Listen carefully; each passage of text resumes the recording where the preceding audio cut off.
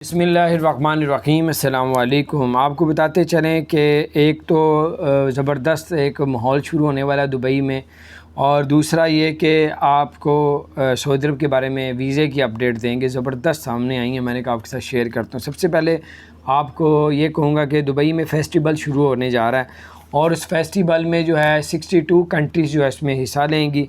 हर वक्त जो है 11,000 बंदे अंदर दाखिल हो सकते हैं।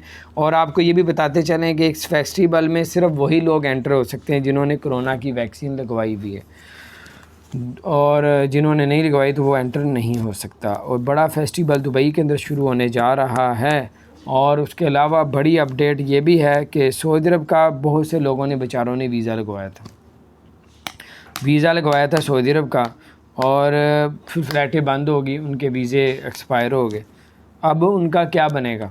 बहुत से लोग छुट्टी में आए हुए थे, उनके वीज़े एक्सपायर हो गए फ़्लाइटें बंद होने की वजह से, नहीं जा सके, बहुत बड़ी तादाद है।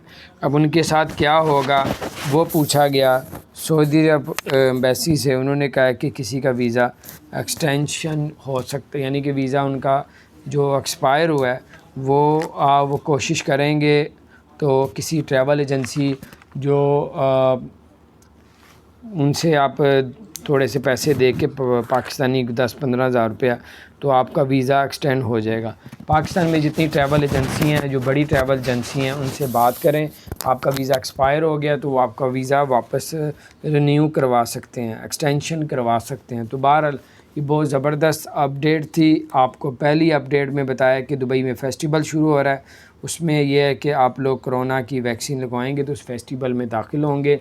और 9 वर्ल्ड ट्रेड सेंटर में ये शुरू किया जा रहा है। अपना ख्याल रखें। चैनल को सब्सक्राइब नहीं किया तो सब्सक्राइब कर दें, बेल आइकन को प्रेस कर दें ताकि नई सी अपडेट्स आप तक पहुँचती रहे। अस्सलाम वालेकुम।